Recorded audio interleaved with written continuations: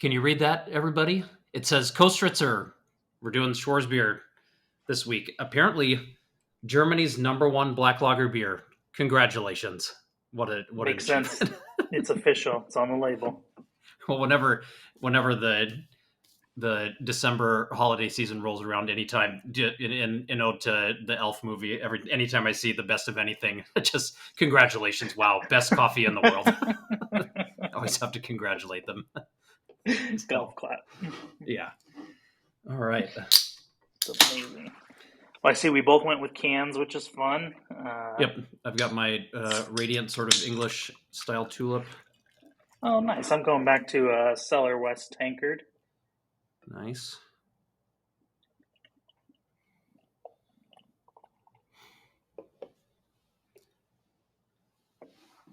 Look at that. Yeah, we were just chatting when we were before we were starting to record because Chris had kind of noticed we were putting up the can like this on accident. I was doing that for our test recording, and we kind of looked on the back, and I saw this on the website. When they were talking about their recipe and lots of interesting things. 4.8% ABV. They give a original wort percentage rather than I'm guessing that was what starting gravity would be, but they say the Mm. original wort percentage is 11.4%. And then they say four usual ingredients along with hop extract, which is what Chris noticed on the back of the can, where they also say that. Which once you're getting into really large production like this, it's really hard to not be moving into hop extract for part of your recipe, right? It's just there's so many different advantages that come with that, right? Yeah, and I know that, the hop extracts are like old school hop extracts are different than some of the like new wave hop products that are coming Mm, out that are kind of like extracts or flowable hop product, but it's interesting how we've kind of come full circle on that. Like hop extracts are supposedly denote not quality, and it's like, well, for a beer like this, you're making just mountains and mountains of it, and you just need a little bit of bitterness. I don't know. We'll taste it and see. yeah, I mean, well, and you're talking like you can have a ginormous cold box that you have to pay for, or Yakima Chief just sends you a drum of alpha acid extract, and you're good for the whole production year, and you just have to keep that in like a closet sized thing and keep it at a good temperature. And also that stuff is just ridiculously good in terms of storage. When I took one of the tours there when I was at Hop and Brew School, they had a little small canister of like a 60, it was an alpha acid extract, so it was like 60% alpha acid, and it was from 1999, I think. And I went this year, and it had only lost like 2% alpha acid.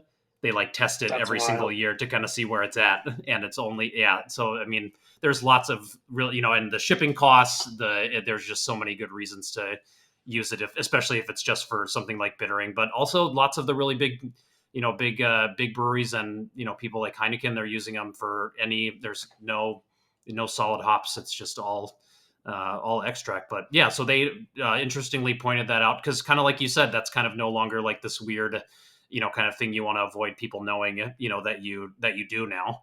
It's a little bit more Yeah. widely accepted. But for a style like this, there's going to be usually some sort of German malt, for a base malt, and then you're going to be looking at debittered roasted malt of some kind, or chocolate malt or something. But you're just kind of looking to get those chocolate notes, or maybe some of those lighter coffee notes, but not into the sort of heavily roasted or acrid character, which can help be contributed by the husk. And I think a lot of that too is like some of the carafa type stuff comes in debittered or is already debittered. There's so many different names that maltsters use to kind of communicate their brand, but then you also kind of have to know what other kind of characteristics go along with that. But traditional German hops, lager yeast, they say it's bottom fermented, all that kind of stuff. So pretty traditional recipe. So let's move. If you don't have anything else to say about recipe, we can move right into sensory. Yeah, I don't think so. It's one of the simpler recipes. I did want to say, we might talk about it a little bit more when we are in the midst of sensory, but Um, the BJCP, for example, says it shouldn't smell or taste like a lagered American porter, right? Mm, So we're already talking about a little bit less hop, not as much American influence. Um, they're not quite black, it's like pretty darn close. Um, the camera's not doing mine justice. It looks black in the camera, but it is it's fairly short of black. It's like a really, really, really yeah. dark brown. Yeah, if you shine a light up to it, one that's not even just like a regular light in your house, you can tell that it's clear. Yeah, it's got nice tan foam, pretty Yeah, persistent really. too. And Yeah, pretty tight bubble structure. and I gotta tell you, it just smells like toasted bread to me. Yeah, it's just It's like, really. We've kind of in doing a lot of blind tasting. It's been really helpful for us to really try and dial in what Munich malt smells like, because there's so many German styles where that's just going to be a heavy dose of the base malt or just the malt bill in general. That knowing that character just really helps just point you to really to a country, and then at that point it's really easy to start narrowing it down. And this is definitely one of those beers where you're just getting this kind of liquid bread type of character. I've started to get a little bit of kind of like a slightly bruised, kind of fruity red apple, kind of character, especially after we were at Admiral Malting and did malt steeping with Munich malt. And they were using descriptors that were like fruit for some of the malt, and I had never heard anybody do that. So that's something I've started to get in this beer from time to time. Sometimes it's a little stronger than usual, but again, like no super duper strong, like roasted character. Even the chocolate notes, I would say, are slightly subdued on the aroma.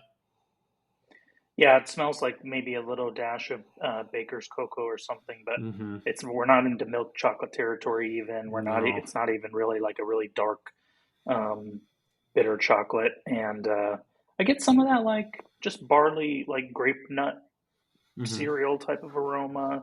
Yep, Um, little touch of caramel. Some people get dark caramel from a style like this. yeah, I'm gonna steal one of the notes from their website, which is sage. They think that the hop character is a little bit like sage, and it's a very soft hop aroma, if any, just like this extremely mild herbal aroma.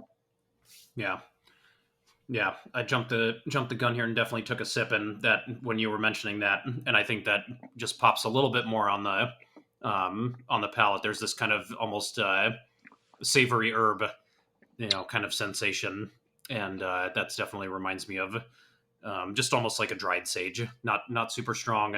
Um, Yeah, that's yummy. It is like it's very interesting comparing this to Dunkel, which Dunkel is lighter in color, still quite dark in most instances. But Dunkels are most of them are a little chewier. They have a little bit denser of a character. And mhm. I can see why Yeah. when you drink this, some people refer to Schwarzbier as Black Pilsner Mm. because the base, kind of the body, can be a little more lean. It's really a dark beer in color only. It's not there's nothing heavy or unduly kind of oppressive about the body to this. It's quite light. And I know that a really big M. Sauter thing is that Schwarzbier, especially Kostritzer, is summer beer. Like, don't let the color fool Hmm. you. It's you can have this year round, and you go with a lot of good summer activities too. And that's really shining through to me right now. It's Yeah. when you're getting dashes of cocoa, maybe like this whisper of like a cold brew thing, lots of toast, Mm-hmm. um, really bready, lightly herbal, kind of like a little bit of a uh, it's not quite as astringent as like a black tea, but there's like a Lipton iced tea kind of Yeah. note, and it's all stays on the refreshing side of dark beer to me. Yeah. I agree. Yeah, the bodium's in that medium light kind of area, which again, like you said, kind of helps you kind of steer away from the sort of medium to medium full body of like something like Munich Dunkel or Dunkelsbach or Yeah, and there's kind of where most of the bod or most of the palate of Dunkel or Doppelbock or something with even more or only Munich malt would be more intensely bready, even in a light alcohol beer. This is more like you obviously get some bread notes. I mean, but I'm talking it leans more cracker, like a little bit of rye cracker, wheat cracker, toasted cracker. Um, Kind of in the way you think of a cracker as a light snack. The beer is kind of like the liquid version of that. Hmm. Yeah. Yeah, I really like that, kind of like a spiced wheat cracker. Very yummy though. We study this one every once in a while, and it's kind of hard to tease it out from international dark lagers. You could kind of even fool yourself into some brown ale territory here because it's tough. There's all these beers in this light character but dark color spectrum, and I don't know if you were going to tell somebody to be on the hunt for a Schwarzbier, what do you think like are the couple of things that you would pick out based on what you're tasting right now? Well, again, I think the first step is if there's a big sense of toasted bread, and if you're familiar with that sort of character, I think that's pretty much step one. Is if it's just screaming Munich malt, you've kind of narrowed it down already. I think if there's even any presence of hop character, I think that you can then sort of safely move away from things like Doppelbock. I would even say for most Munich Dunkels, I would even say that that's probably not going to be something that you're going to be getting in a beer in a style like that. Um, Medium light body. Again, I think that's kind of moving you away from some of the other darker styles. There's also lack of like American hop character. It's to me, it's too characterful for international dark lager. I think that's going to eliminate that. There's going to be a little bit too much complexity. And then I think when you're thinking, could this be, Czech dark lager? I think again, maybe even the malt is not as maybe not as complex as Czech dark lager, but then also I would say the bitterness is probably not going to be as firm as Czech dark lager. So if you're kind of getting this like medium low to medium, bitterness, you're getting again some of those lighter chocolate notes that lack roast. That's kind of the big thing with with Schwarzbier, and then with what people say is kind of like an imperial version of Schwarzbier would be Baltic Porter, and it's both because they both kind of are known for using this dehusked black malt or roasted malt. So I think once you kind of weave all of those things together, especially if you can land in Germany right out of the gate, I think you can just slowly make your way. Make your way, and then like you said, there's some good fail safes that I wish I would have used, recently, because we had this beer on a blind panel, and it definitely is probably darker than most of the Dunkels, if not all of them. And so there's a couple of, if you feel like you're getting all of those and you're not confident and you just need that last one to really kind of push you towards Schwarzbier, you can definitely lean on that as sort of your fourth, or that's maybe not the first thing you want to be relying on to kind of get you down that path. But if it's just one more piece of evidence to bring to court, you're gonna show up with it anyway. So that's kind of how I'd parse it out. What are your thoughts on that?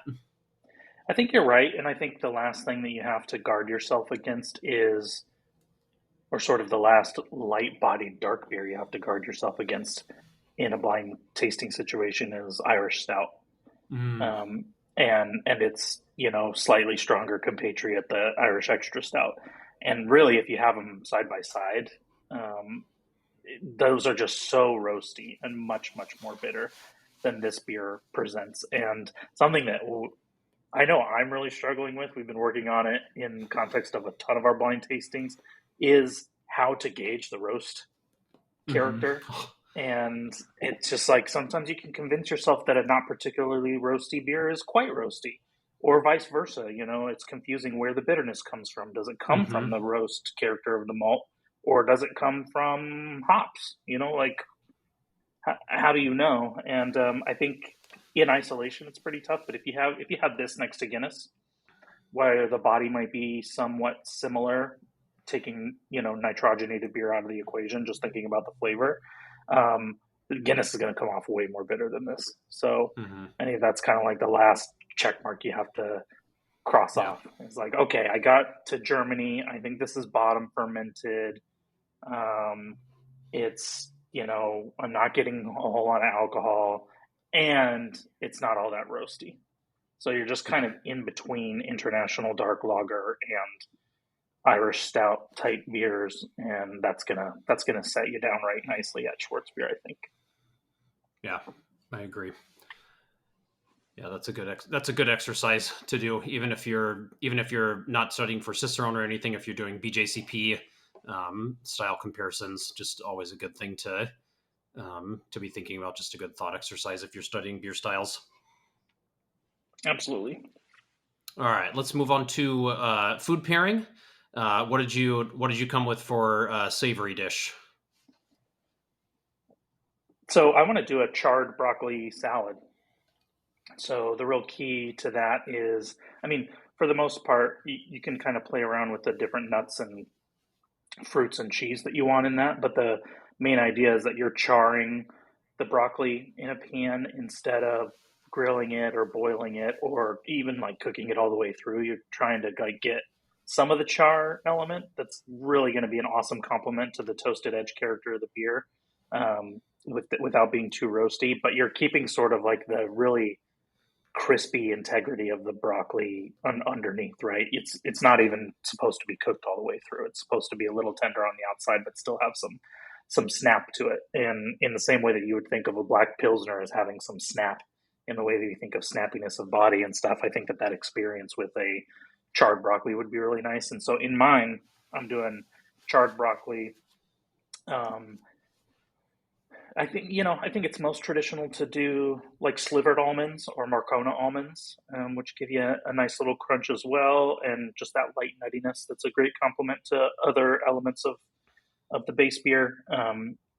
The fruit is where you can get a little different if you want. I think golden raisins or regular raisins would be really nice, but I've seen people Mm, do chopped up dates for some sweetness, or fig, which I think kind of pulls back the sweetness on of dates a little bit and kind of has that like chewy malty center to it. And then cheese should enter the show, and I think a lot of times it's like a sharp cheddar that's shaved onto a salad like this.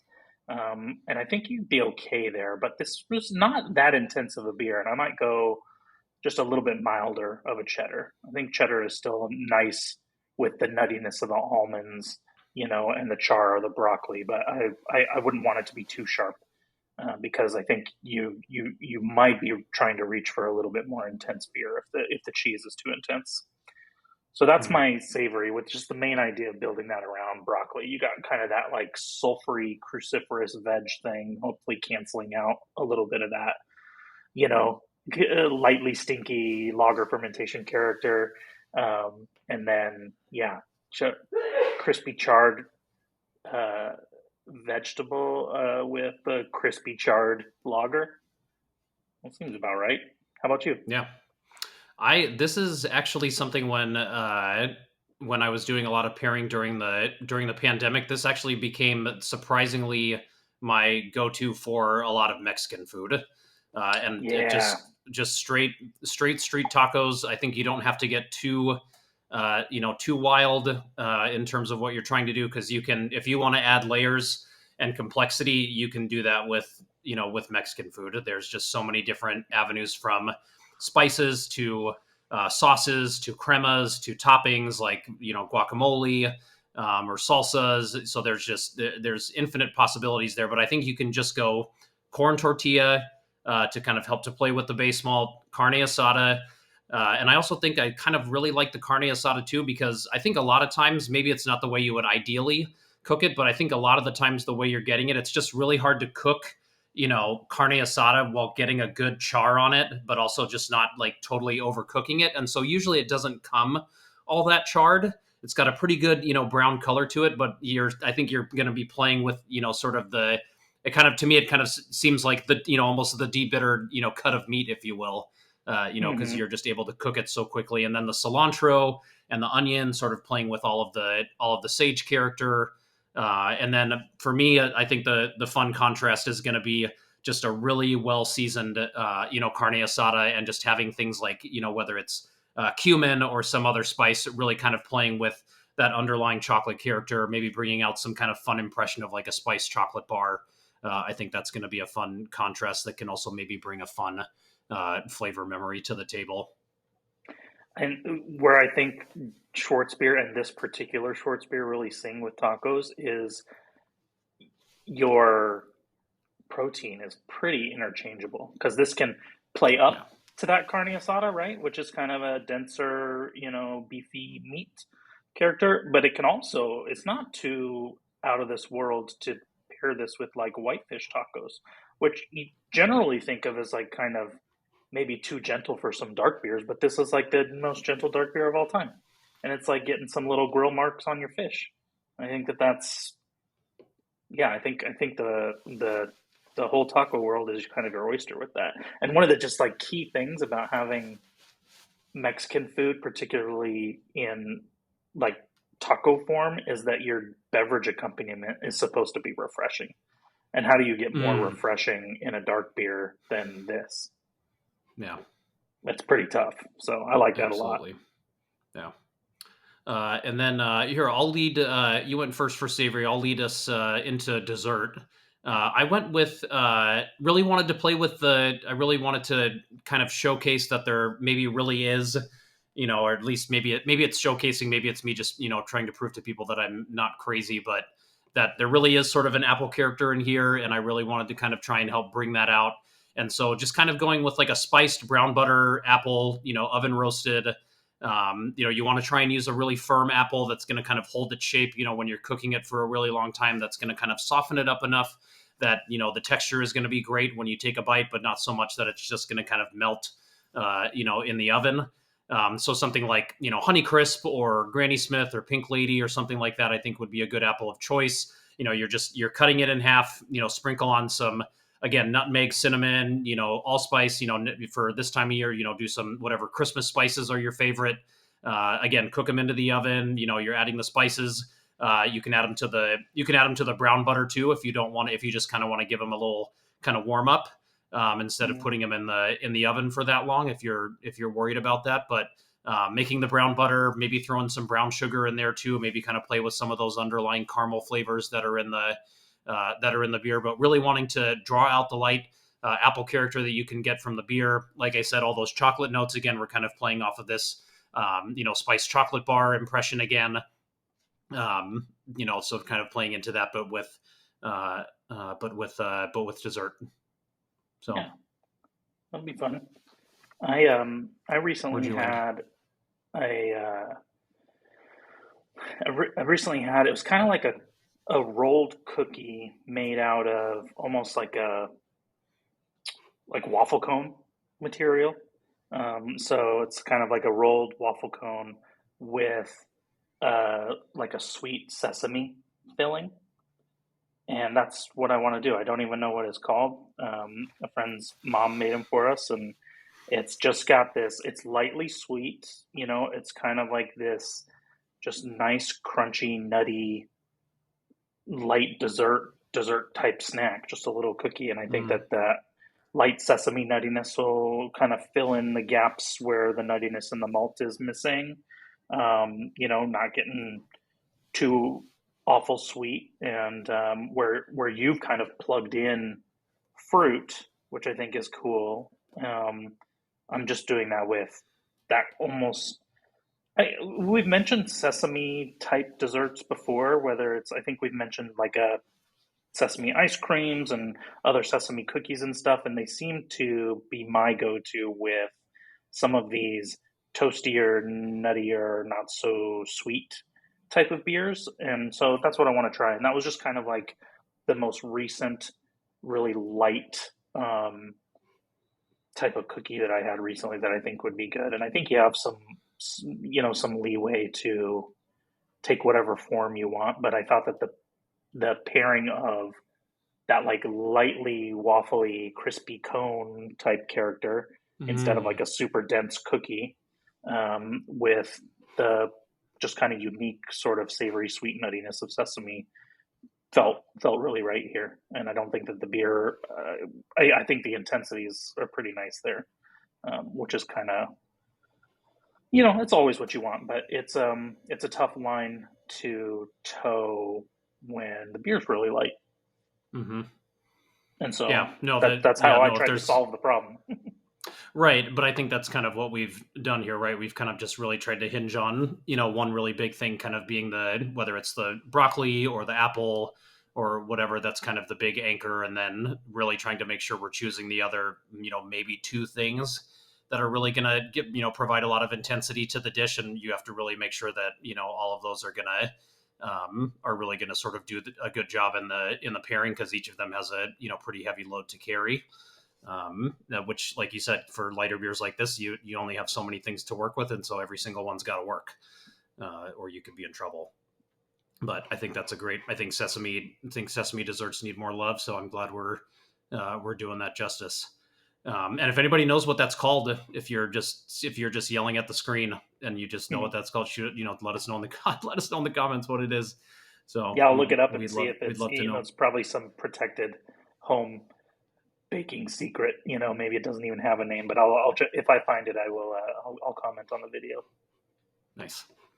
All right. So our beer for next week, we've got a really cool one that Chris suggested that we were both able to track down. It's called Avec les Bonnes Vues, and it's from Brasserie Dupont. So obviously the same brewery that makes Saison Dupont. And Chris, you kind of suggested it because it's kind of like a end of the year. I had never really noticed it before, but it's kind of this end of the year celebratory, kind of beer. It's kind of like a super Saison strength, 9.5%. So I'm excited that you suggested this. Yeah, it means with best wishes basically, and Dupont brews it once a year, and it's just sort of meant to have best wishes kind of going into the new year. And so yeah, it's it, it, you should be able to find it right now too. And Yep. it's kind of like a if Saison Dupont was amped up like a triple. That's kind of the idea on that beer. And so haven't had it in a long time, but I'll look for any ways to wish everybody best wishes. So I think that's a good one. I think that's a great one. Thanks everybody for tuning in. This was episode 21 of the Beer Enthusiast. So make sure to like the video. Make sure to subscribe to the channel. If you want to follow us on Instagram, we're at the Beer Enthusiast for the channel. Myself, I'm Vintage Beer Enthusiast. Chris is the Fresh Beer Enthusiast. Have a great rest of your week, and we'll see you next time for some Dupont beer. Cheers, everybody. Prost.